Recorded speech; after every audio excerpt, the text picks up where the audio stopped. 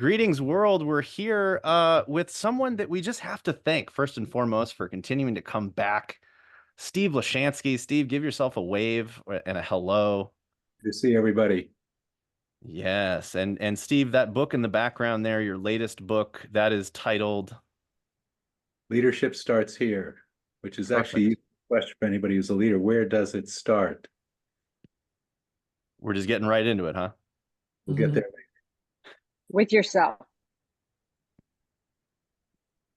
So we can call that an accurate answer, accurate but not useful. What are you going to do with that answer? What's your next action? We need to figure out who you are and your own core values and your own vision and mission. How's that? Yeah, read the book. Read leadership. That's useful in direction, in terms of direction, but it's not useful in terms of what am I going to do to be a better leader right now? You know, it has to be simple enough to have a next action. If you've got a really critical question, the most important thing is to have a next action once you get clarity of answer. There's also a little bit of interest here. If you want to be an expert, you need to know your field. If you want to be a visionary, you need to be able to ask a question Google can't answer. Try looking up where does leadership start and see what kind of garbage you get. Welcome, Steve, everyone. Hey, Steve, do you mind giving yourself a little bit of a pat on the back, a little background here? Because I'm not articulate enough to go through the accolades, but why is it you keep showing up and what's your poison when it comes to expertise? Well, a couple of different things really, because there's two real issues. One is decision making. You know, how do you make the best possible decisions, both as a leader and also as somebody who's trying to cultivate relationships, both internally and externally. So my first book is called This Ultimate Sales Revolution, Sell Differently, Change the World.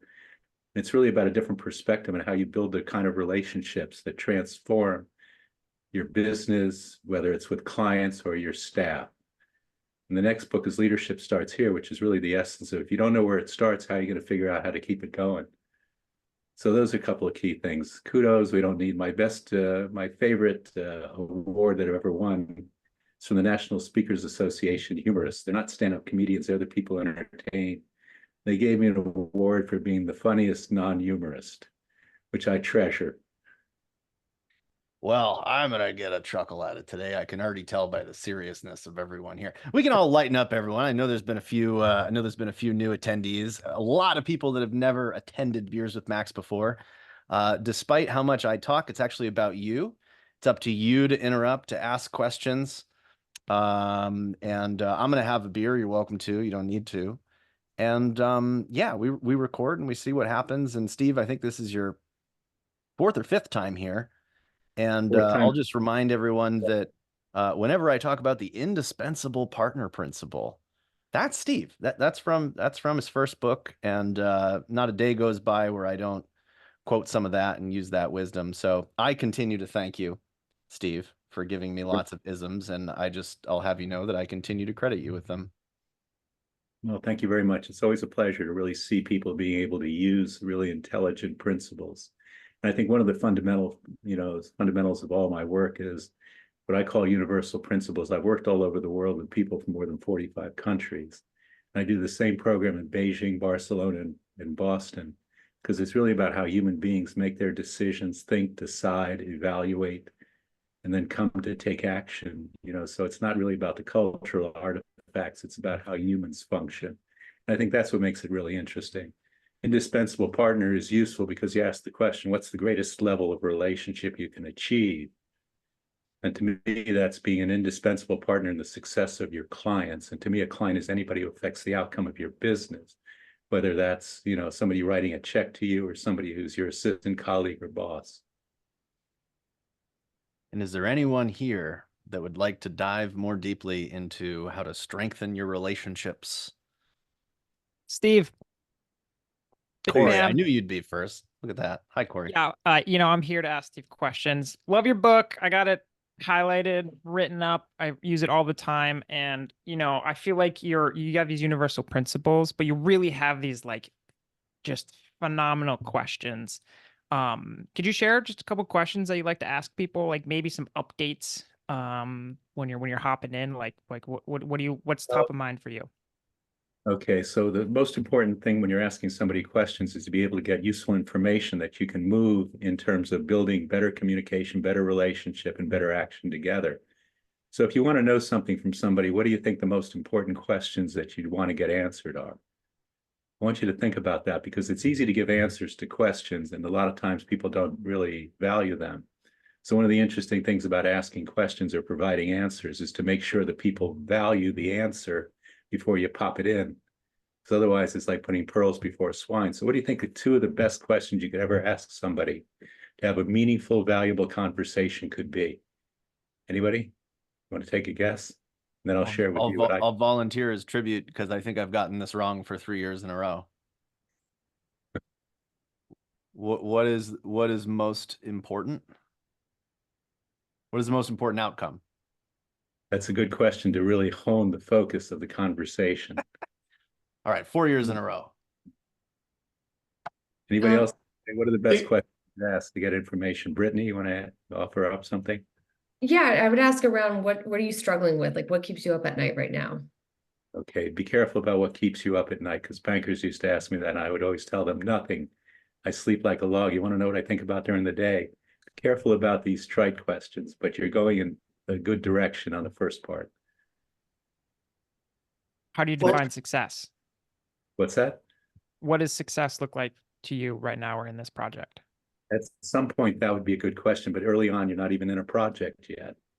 Yeah, Steve, give me context. What's my level of relatedness that I have with this person? Is it first time, or do I have a level of relatedness to them? Am I just like getting the plane off the ground? That's a really good question. Let's assume it's the first time you're really talking to somebody. And very early in the conversation, you want to be able to ask two questions that will give you context to have a much deeper conversation. Correct. Those are the most important questions you could ask. But I guess I'd serve up, what are the top 3 challenges that the leader is confronted with? You're going in a good direction, Ed. Let's simplify it. Because a lot of times you don't know what the top 3 challenges are. Right. Stuff they give you is exactly it. What are you trying to achieve and what have you tried so far to get there? That's good, but it could get you into a real roundabout. So let's simplify this. So it's interesting. Here's what I would tell you the 2 most powerful questions to get into a really meaningful conversation with somebody, especially early on. What are the biggest opportunities you have in front of you that you're committed to achieving? And what are the biggest challenges you've got that you must mitigate?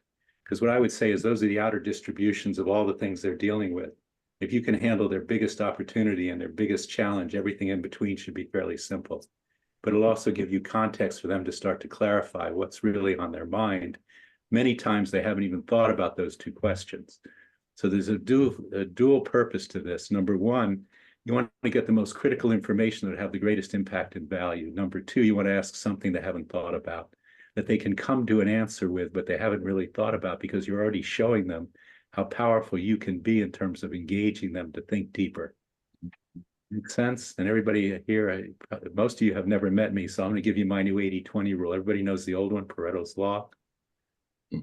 I have a simpler, I have called the new 80-20 rule. It goes like this: 80% of success is common sense. Less than 20% of the people are using it. So if we're talking common sense, we're probably in a good territory. I feel like this is a good time to remind anyone that hasn't been with Steve before. In 4 years, I don't think anyone has answered the question verbatim correctly. So I say that to make myself feel better. But it's sort of entertaining to me every time. So Max, the point about what's most important here in this particular conversation is relevant after you've gotten enough information where they need to start to prioritize. But initially you want to get the outer distribution, the biggest opportunity, biggest challenge. You want to help them, get to that point where they can really say, this is the biggest opportunity. This is the biggest challenge. Then you can start to go into, why do you think that? And all of a sudden you've got a whole, basically diagram of their thinking and decision-making process at the highest level of impact. That's a great way to have a very rich conversation from the very beginning with somebody. Let me be selfish for a second, Steve, because I have designed my workshop format, my strategic workshop format after our conversation. So this, you can just tell me to do it differently. I start off with an opportunity brainstorm. I force them to prioritize because, as I learned from you, the more value comes when they struggle with the question. and then I get to what is most important. Am I doing that backwards? Should I be challenging clients to articulate their most their biggest opportunities they've committed to achieving? Well, let's be really clear about something. You know, the old story from a lot of these sales trainers are you go for where the pain is, but only about 50% of people are really motivated by pain. So you ask them, what's your biggest opportunity? What's your biggest challenge? You're going to find out where they really gravitate to. So I just like to have as well-rounded a perspective as possible. So either one is useful, but it's useful even more. What's even more useful is to understand how they think. Are they more gravitating to the opportunities? Or are they more gravitating to the challenges? By asking, you're going to find out a lot more about them. You also have added the nuance. 1 second, Robin, settle down. No, I'm just Hey, kidding. I will try to. I'm just kidding. No, one more, and then I'll shut up. I promise. We'll get to Robin. But you add a nuance, Steve, and that is that they have committed to achieving, and I've really latched onto that over the years. They can have opportunities, they can have challenge, but they have not committed to achieving it. I'm an independent consultant. I might waste my time for months thinking somebody is willing to address their challenges. Well, most creative people, and especially leaders, have got a lot of thoughts going through their mind. The question is, which are the valuable ones? And the ones that are valuable, the ones that, number one, have the highest priority in their mind and have the highest level of commitment in their mind. So you want to find those things out, because otherwise you say, what are you thinking about? You know, what keeps you up at night? I mean, that could be just a routine litany of useless pieces of information. So I want to always go to the highest level. If you really want to find out where people are, ask them a question that includes a superlative. So what's the most important result you're trying to produce? What's the biggest opportunity you're committed to achieving? What's the biggest challenge you absolutely need to mitigate? Those superlatives actually tend to refine it. Because if I say to somebody, what do you like about what you're doing here? They can give me 12 different things and I have no idea how important they are. But if I ask them, what's the most important things, top 3 priorities for you and your business, I'm going to get much better and much more refined. And they're doing the hard work rather than me collecting this list of whatever they comes up with out of their mouth. And they're going to be thinking a little more deeply by asking a question that's a little sharper. Okay, I've gotten my money's worth. Yes, Robin, please. Yeah, Steve, thank you. I just want to ask, I do a version of this. I want to kind of let you pick at it. So I ask my clients, like on my initial calls, what are the must-dos for you in the next 12 to 18 months? And they tell me. And then I say, what's going to prevent that from happening? What's the headwind on you? And then get them to talk. So first talk about where they want to go, and then what are the challenges? What's going to stop you from achieving that? Is that similar? Yeah, it's let's say they're distant cousins. How's that? Did you see anything wrong with that approach? Well, let's not talk about right or wrong, because that's just judgmental. Let's talk about how do we evaluate a better approach. So what would make it even better? My question, rather than saying that was good or bad. Because good or bad is a dead end. That was good. What are we going to do with that? That was bad. What are we going to do with that? If I say, how could we make it better? So what do you, ask me the first question one more time, Robin, please. What are your must-dos in the next 12 to 18 months? Okay, because here's what I find for a lot of people is their to-do list is big enough to kill an elephant. But it's not clear what results they're trying to produce. So my most important outcome would be, what are the most important results you're committed to producing? Because results are worth multiples of any action or any set of actions. Yeah. That's great. That's a great refinement. I'll throw something out that's kind of building on your theme, Steve. We when we engage with clients, and usually we are working at top executive levels, okay, because we don't want to get lost in the translation of the organization. And we concentrate on what we call challenges, opportunities, and the problem set. Okay, but recognize our firm is not looking at providing general consulting services. We're looking at then translating that into a survey that we then work collaboratively with our client, which is going to translate into a marketing program that's going to target, okay, a high priority and critical need in their business, right? And then we design, develop, and implement a program with them collaboratively. But it's just getting the insight, especially from the top dogs, okay, in the organization, about what they're confronted with in terms of challenges, opportunities, and problems. And you could be specific. You could start really getting into some real meat and substance about, you know, what their they're confronted with. That gives us a lot of good insight that we then can do the analysis, the interpretation, and then go back to them to say, this is what we've assessed as your key priorities, your There a question there, Ed?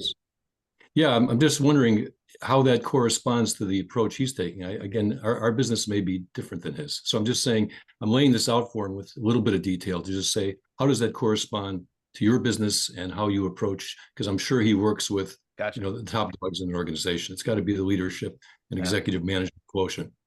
What say you, Steve?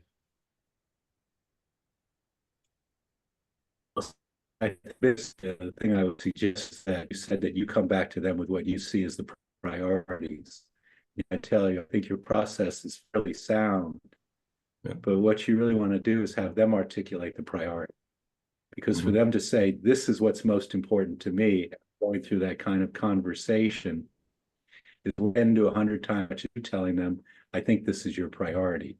So getting your client to articulate their top priorities and to prioritize their top priorities is worth a lot more than you coming back and giving them your assessment. Because you're probably right, and they may not even have thought about some of their priorities. It's our job to help facilitate that kind of clarity so that they can come to that answer. Because once they come to that answer in your presence with your facilitation, the value of trust and insight that you've already demonstrated by the way you take care of them is already halfway to getting the agreement done. Versus you listening to them and having a conversation and coming back to them and saying, this is what it looks like would be the top priority. And they go, hey, that's pretty good. But it's really different than having them, in the conversation go, Ed, I never thought about it like that. That's fantastic. This is really what's most important. So again, the basic axiom, getting the client to articulate what's most important to them is worth 10 to 100 times as you telling them what it is, even if you're absolutely right. Yeah. Makes sense? Yeah, I've never, that quote from you, being right is not sufficient for being effective. Right. You missed the laugh line, Max. Being right is insufficient for being effective. Everybody who's married knows what I'm talking about. The comedy, yes. The anti-comedy punchlines. I'm still working on it. It's only been 4 years, Steve. Give me a break here. Okay, look, everybody, this is the first time I've had this problem. I've now got multiple pages of people. I can't tell when you're posturing for a question. We're actually going to use the little Zoom raisey handy thing. It's the first time. I apologize. I know there's usually no rules. But Chris, lead us off here. And there's so many people I want to hear from. I may end up just shamelessly calling on people, but I have promised Peter Caputa that I wouldn't do that to him. Awesome. Max, great to see you. Steve, Max has said a lot of great things about you. I'm glad I get to see. And thanks for putting in the empowering and engaging before execution, because that's what I hear a lot of smart people do. They want to come in and be smart. And oftentimes, just like you said, our clients know the details of their work.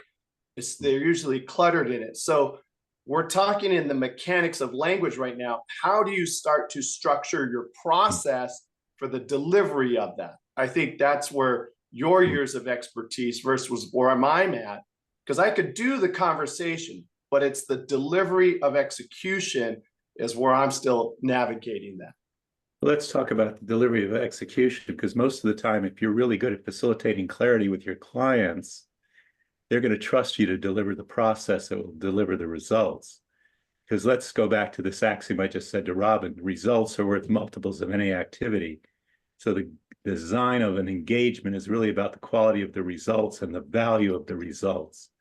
And I'm going to point everybody to a chapter in the Ultimate Sales Revolution. It's called the Value Chain Process. And it's a chapter that talks about the objectives that most of the time they're going to be giving you initially are probably 90% of the time not the real objectives that matter. But you don't want to argue with them. You want to say, how will you measure success with those objectives? And you want to talk about measuring success in their business, not just in your project. Because sometimes you're getting narrowly focused on a project, where in reality, you have the capacity to influence their business in many other ways. So you want to think about, how do they measure success in their business, and how would this project relate to those bigger measurements? Now you're getting a broader structure for how to really engage with value. And once you've got some meaningful measurements of success, then you can start to talk about what's the value. And sometimes the value is subjective, retention of their people, satisfaction with their clients. But what I always say is subjective measurements measured consistently provide an objective trend, right? Subjective measurements measured consistently provide an objective trend. Are we improving our customer satisfaction? Are we improving our retention? Are we improving our perception of leadership? So those are all subjective, but if we measure them often enough, we'll start to see a trend in that. So again, the most fundamental thing in terms of structuring delivery is don't get in the weeds with how you're going to do it, because most of the time the reason they hire us is because they don't know how to do it. So you start to tell them what you're going to do and they don't even understand it. Now you're just confusing them. So you structure the outcomes. Here's the measurements of success. Here's the value proposition. Here's how long it's going to take. Here's how often we're going to measure it. Here's our benchmarks of success. And that's how I'd structure engagement. I wouldn't give them all the details of action. Because again, if you're really a top-notch expert, they have no idea what you're doing. And honestly, they don't care as long as they trust you to get the results. Excellent. Thank you, Steve. That was good. And good punchlines today too.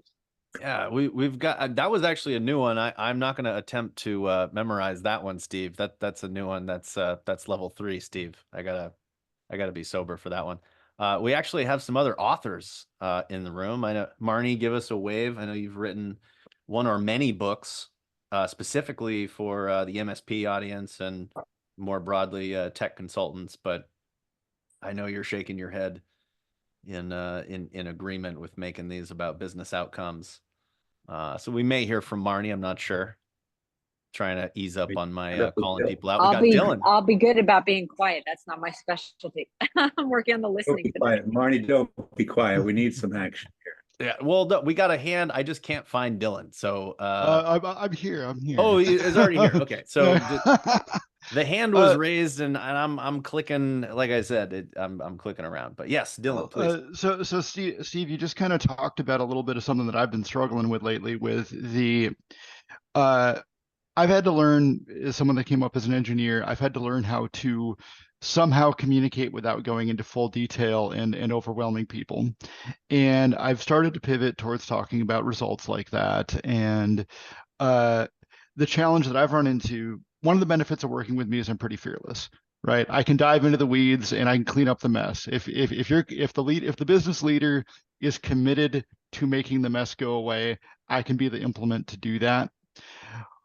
But the challenge with messes is sometimes they blow your labor estimate way out of the water. And I've still struggled to either find ways to better quantify the mess in front of me or to better communicate to a business leader like, hey man, this went sideways in a way that was really, really hard to see coming, but we really need to keep pressing forward. Like, I showed up here to learn because I'm not very. So what's your question, yet. Dylan?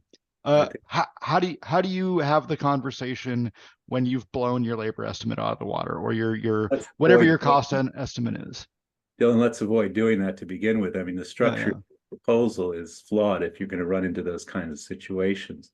So I usually break it up into different phases. The first phase is what's the analysis. So we have to analyze the situation so we understand the parameters that are going to be in play, because especially with the complex technology problems, and I'm not a technologist, I just work with them. I am the least, I'll tell everybody a very funny story. In 1994, my first Fortune 500 client was the IT organization of a multi-billion-dollar life insurance company.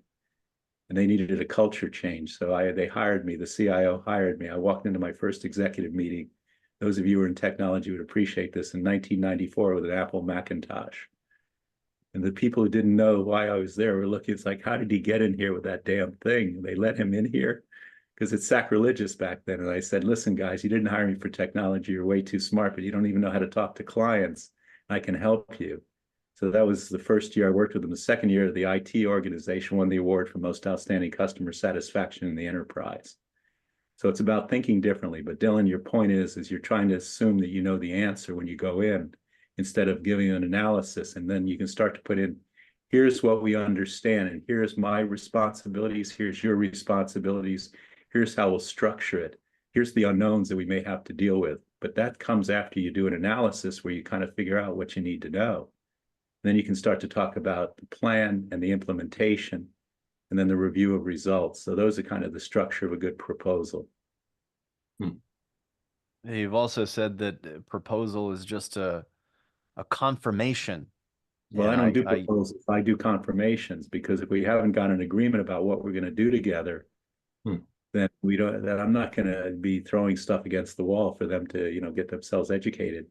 I'm happy to talk to them. I'm happy to work through, but a proposal or a request for proposal are usually, fly-by-night situations, and they don't give you the opportunity to get the agreement that you need about what you need to do and about what they're trying to really accomplish. Because most of the time they're putting out a proposal with their ideas about what's needed. And most of the time their ideas about what's needed are actually not the right ones.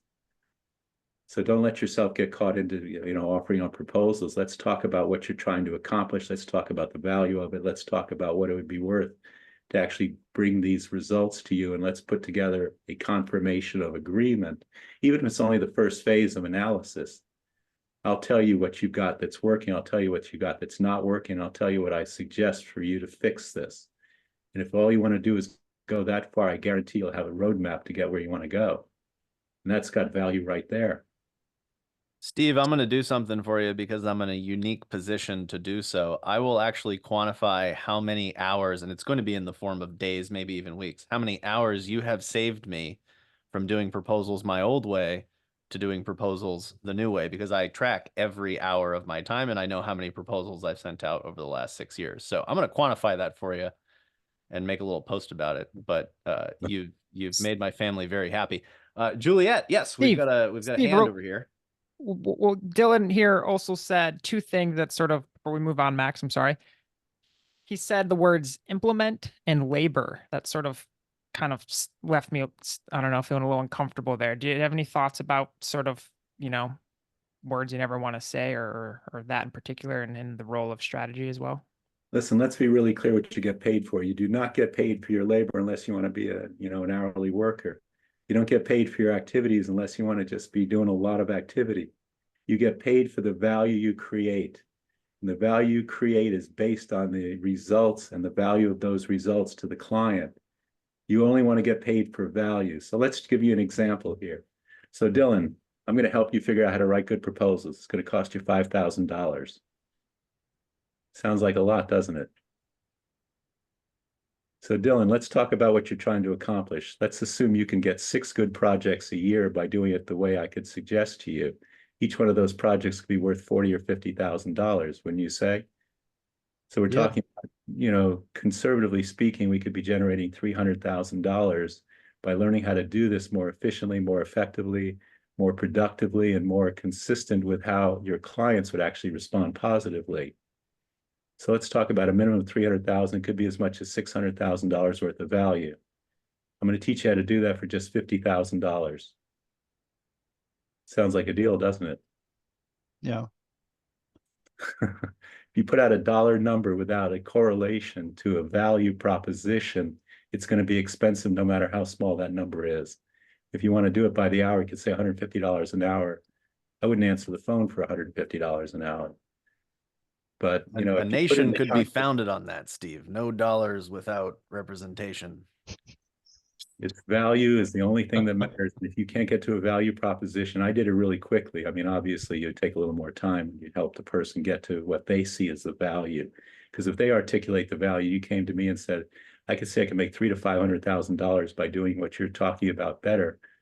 Sure, I'll pay you $50,000 to do that. That's just the first year. It's only you're gonna get $300,000 to $500,000. The context of value makes your proposition totally different. And it looks great, even though it's 10 times what I originally offered you.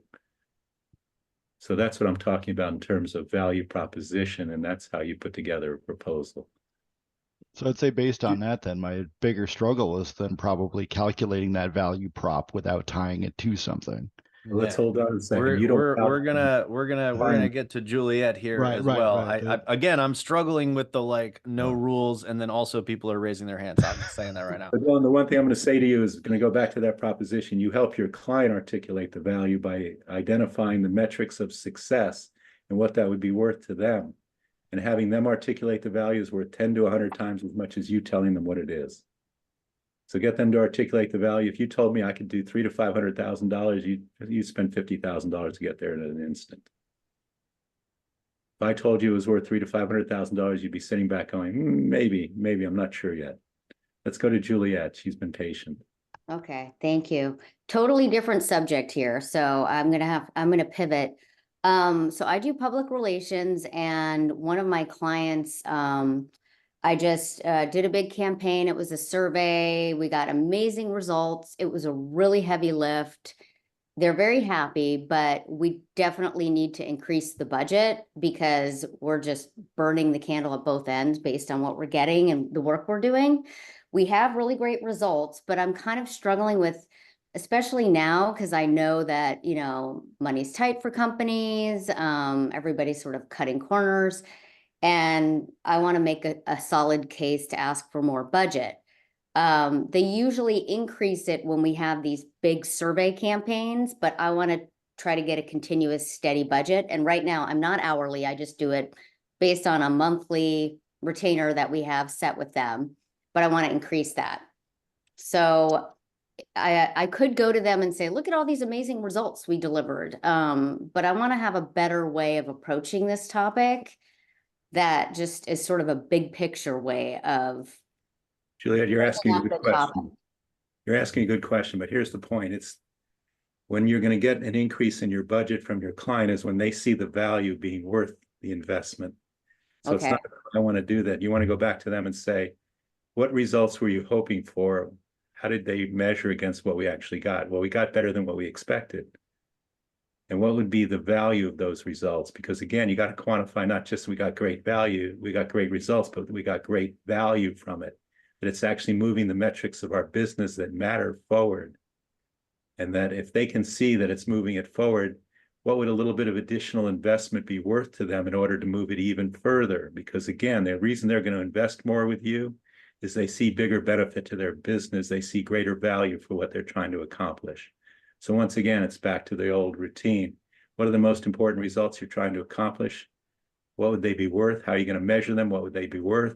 How is this being consistent with that? And can you see that an increase in the budget would actually produce an increase in your results and the value of those results in a significant way? If the results are worth a lot more in terms of value, your efforts would probably be rewarded with a little more increment. But it's not about you want an increase. They want to see the value of what you're doing. And if you can help them see the value and articulate the value, not you come to them and say, look, this is what you asked for. This is what I gave you. But what are you looking for? What did you get? Can you see the difference in terms of a little extra investment? You a tremendous value. The more they articulate the value, the more they articulate the value of the results, the more likely you are to get an increase. You can go to them with the right answers. And as Max pointed to, being right is insufficient for being effective. You want them to make sure that they're seeing it so clearly that they can articulate it. So your job fundamentally, and just in all everybody's job, whether it's a CEO or somebody on a front line dealing with customers, I ask people, what's your main job? Your main job is to be a facilitator of what's most important to your client, whether that's an internal or external client. You help them get clear about what's most important. You help them get clear about how they're going to measure success. You help them get clear and articulate the value, and you've got no problems getting good deals. But if you come to them and say, look, this is what you asked for, this is what I delivered, look, it's 20% more. Well, so what? I didn't care about that. That's why you want to get them to be answering the questions. I'm trying to, this is what happens, Steve. Like I try to write it down. I have to go back and listen to this multiple times, but I tried to put it in the chat there. I loved, what would it be worth if a little more investment could help us take these results even further? Because you do it so quickly, but all the principles are in there. You are asking them what it's worth. Right. And you're asking them to articulate what the result that they want is.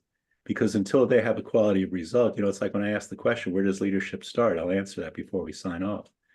You want to make sure that the question is worthy of being answered, because if you just give them an answer to a really meaningful question, they may or may not care. But if they struggle with the answer, or they realize that it's an important question that they should be able to answer, the value of your answer goes up enormously. That's why it's important to be the facilitator of clarity about what's most important. Let them articulate what's most important. Our job is to help them get there in their own thinking. And that's a much more powerful position as an indispensable partner, because they begin to realize you're a partner in helping them get clear about what really matters. Less. Okay, 20-minute warning. We've got Brittany Droz. Brittany, hello. Hi, Steve. Thanks so much for sharing your wisdom with us. I'm learning so much, taking tons of notes. On your confirmations that you send out, do you put prices next to each phase, or no, it's a one price? It really depends on how many phases that we've agreed to. Because a lot of times if there's, a lot of different phases, we probably need to price them. But most of the time it's an analysis, a plan of action, an implementation, and a review. So those are 4 stages. The review is pretty easy. I mean, sometimes I just put it in with the implementation. So it really depends on what they want to see. Do they want to see the total cost? Because again, don't give them information they don't care about. Give them information they want and that they value. I would say the answer to your question, Brittany, is it depends. Okay. What you want to do is find out whether they want to see what each stage would be, or whether they just want to know what the total investment would be. Because a lot of times, I've said it in my book, but I do a lot of coaching as well as speaking and executive facilitation. And a lot of times, almost a third of the time, my clients hire me without asking what it costs. Because the value proposition is so strong for what they're going to get that they know that whatever it's going to cost would be reasonable. And they do want to see the cost before they sign an agreement, but most of the time, so let's get going. Send me an agreement. So my second question to piggyback on that is, what has been the most effective way over your career to create that value proposition for yourself? Well, just asking the right questions. I mean, there's a whole sequence of questions in the ultimate sales revolution. So it just, questions the value chain process. So first of all, most of the time, the objectives that are given to you, I've asked this around the world, I mean, literally all over the world by thousands of people. What percentage of the time is the initial request a client gives you exactly what would be most important and valuable to them? Because that's our sine qua non. That's what we're aiming for. What's most important and valuable. So think about that question. What percentage of the time is the first request that they give you exactly what's most important and valuable to them? You know what the answer is around the world? What do you think the answer would be, Brittany? 0% of the time. Well, that's a little strong. Usually it's 10 to 15. Which means if you do exactly what they ask you to do, 80 to 90% of the time you miss the opportunity to maximize value. So what you do is you ask them for what are the most important objectives, knowing that they're not going to give you the correct ones. And you move on to how do you measure success in your business? How does that correlate to the objectives you gave me? Well, we need to change the objectives. Good. Let's change the objectives so we've got measurements of success that really matter in your business. Good. Now, what would that be worth in terms of real dollars? Let's assume we're just saving, as Max said, saves a ton of time not having to write proposals. What's it worth to save 6 years worth of time on writing proposals, Max? It's probably worth a few $100,000. So just to understand some core principles would be worth, to Max, he'll be paying $75,000 for that. But that's the sequence. What's the objectives? How would you measure success in your business? How would that affect the measurements of the objectives? And how would we value that? Because when you get to the value propositions, when you create the context for whatever they're going to pay you being insignificant relative to the value that they're going to get. And then if you want to see that priced out by segment, or do you want to just know what your total investment to achieve that valuable result would be? Don't give them something they don't ask for. Back to, I don't remember who was talking about it, maybe one of our experts here. I think it was Dylan. We know the answer before they know the question. It does you no good. That's like the talking head. That's the expertise trap. I'm the expert. I know how to give you the answer. But I don't value the answer, so I don't care about your expertise. So the real key issue is to make sure that what you're going to give them as an answer is in response to something that they value enormously.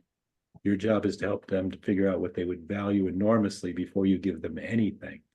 Because just demonstrating that you can help them think better and get to what's mattering most is already a demonstration of your skill above and beyond anything you can say about yourself. So if anyone is enjoying this conversation, or if you owe me a favor, please support the Beers with Max promotions, on LinkedIn as I'm going to try to do one a month next year. So if you're, yeah, just, pay attention. And as you know, I have no problem asking for favors. So that's all I have to say about that. We got Ed, we got Chris with their hands raised. We've heard from Ed and Chris. Let's have a 5-second, 5 seconds of silence for the introverts out there. Anybody that hasn't had a chance, this is your chance. Don's hand is up too. Don, yes, sorry. You know what? There's different shades of hands. Is this what you're doing? Standard Max, standard Zoom. Okay. Well, sorry. I like I said, I don't do the hand thing. I just literally just say raise your hand or interrupt. I don't have time for that. But yes, Don, with the non-orange tannish hand. Well, Please. thank you. Thank you, Steve. This has been awesome. I kind of want to step back to the beginning where you were talking about the biggest opportunities you're committed to achieving. And this may seem silly, but what if they're not in your area of expertise? Well, that's good to know before you start, isn't it? Absolutely. Listen, the ones you say no to appropriately and early are better than the ones you say yes to and find out that it should have been a no. So, but there's another way to add value, which is to say, I know somebody who could be helpful to you. Let me introduce you to Dylan. That's how I met Max. That's how I got roped into this whole thing. Know people that know stuff that you don't. No, it's really important that you're really clear about where your value proposition really lies and help them get clear about that. And if it's not in a place where you can really add value in a significant way, get out of the way fast, because it's going to save you a ton of time and frustration.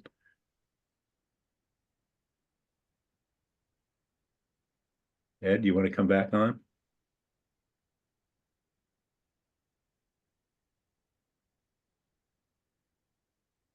That's Ed Hennessy. He's calling on you, Ed. Okay.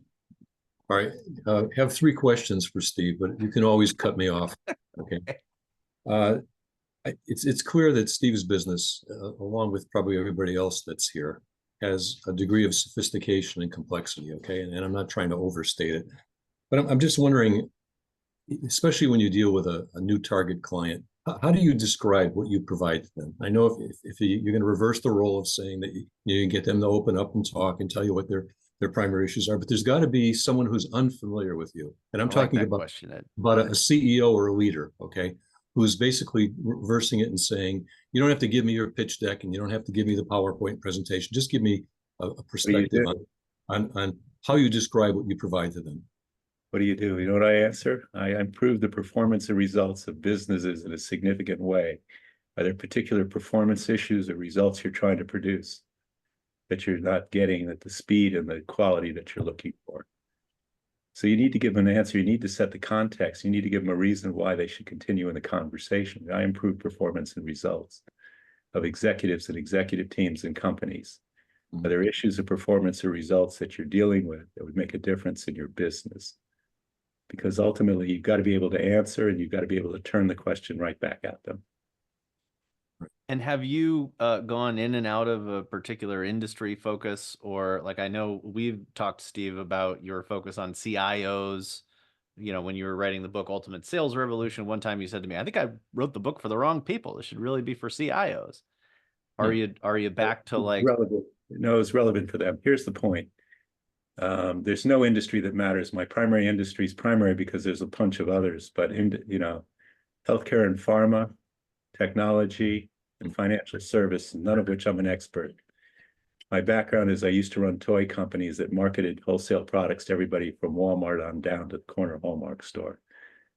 But again, the point is, it's not what you did, it's what you learned that's valuable. We used to reinvent ourselves every 6 months in the 80s. My friends thought I was nuts. I was just 20 years ahead of my time, because if you can't reinvent yourself in business today, you're in deep trouble fast. The other thing is we learned how to build clients because we were selling some cheap stuff that people can knock us off. We made our clients sticky with us because of the way we treated them. So that's what I've been doing for the last 30 years, is teaching leaders how to lead change and how to build indispensable partner relationships. So it's not what you did, it's what you learned that's valuable in the market that matters. And what you need to be able to do is set context as to why you're a good person to talk to, and then be able to ask the question that's relevant to that context that would give you information that would be valuable, Ed. And for those playing the home game, that's a badass origin story. Exactly. I'm about to call him Steve Wooden right now. Yeah. All right. Look, Have we got two other a questions if you'll allow me to. 9-minute warning here. We're gonna Ed, we're just gonna hold. I know you got two more. I know you got two more in the chamber. I appreciate your patience. Let's do another 5-second introvert pause.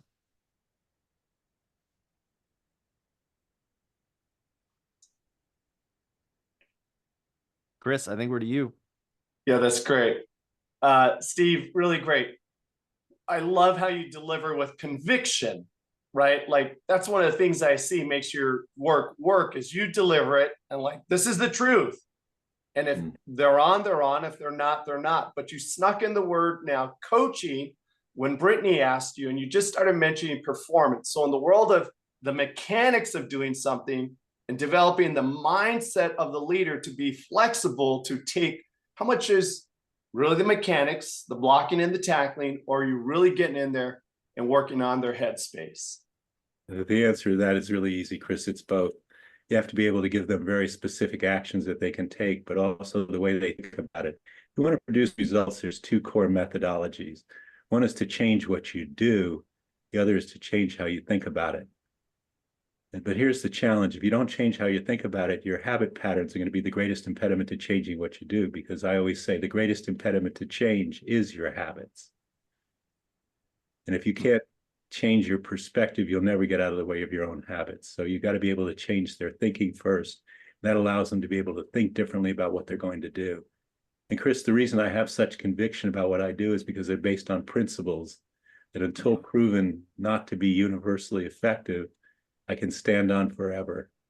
And I've been standing on for decades.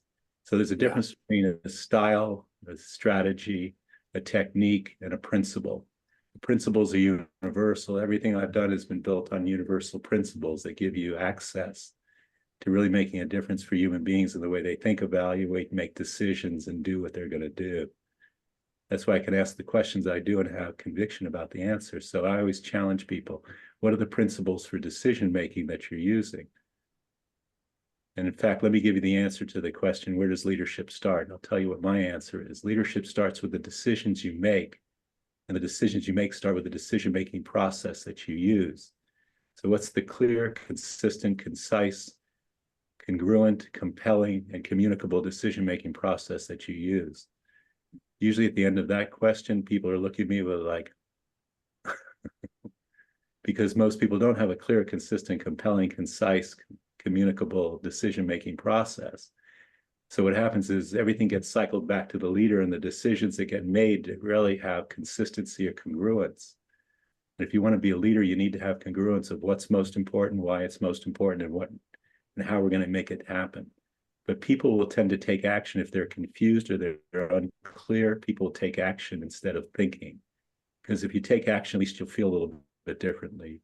You won't necessarily advance anything, but you'll feel a little better for the moment until you realize you didn't do anything in terms of advancing what matters. So the ability to make a decision about what's most important, and more importantly even than that, about why it's most important, is the critical decision-making factors that great leaders also always employ. And then it's not that hard. If you know what's most important and why it matters is the best choice of what's most important, it's not too hard to figure out how to get it done. But what happens is we set a lot of targets, we throw stuff against the wall, and then we say, go get it. And people go enormous amount of action and activity and energy, and nothing much really changes. And that gets frustrating. People get cynical and resigned. So leadership is about making sure people are doing things that matter, they know why it matters, and that they can achieve something that's worthwhile and meaningful. My definition of leadership is this, the art of leadership, I'm going to call it, because if you look in the dictionary says leadership, being a leader. If you look up leader, it said people who have followers. Again, back to the beginning of our conversation, I call that accurate but not useful. What are you going to do with that? The art of leadership to me is the ability to create a powerful future that's compelling in the present, that utilizes our greatest talents, capabilities, and resources to produce meaningful and valuable results. I'll say it again one more time. The art of leadership is be able to create a powerful future that's compelling in the present, that utilizes our greatest talents, capabilities, and resources to produce meaningful and valuable results. That's a LinkedIn post. Look, Ed, I love you, bud. I got to get to the airport. I got to drop my wife's car at the airport. Then I got to take my malaria pill.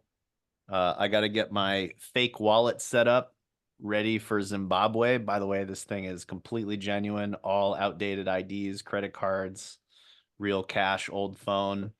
I'm ready to get robbed, folks. I'm prepared for it. Steve, I thank you. I will be putting out some content. Cheers. Anybody that have questions that come up when you're asleep, as I do, that haven't been answered, tactical stuff, I'm going to make a LinkedIn post, a big old thank you. Comment on that post. And if we get enough, maybe Steve will agree to do a little one-on-one interview with me and answer some of that stuff. But thank you for being here. We're going to do some more stuff in January, February, maybe once a month. If you have any suggestions, Marnie, I'm looking at you. I may tag you for one of these. Cheers.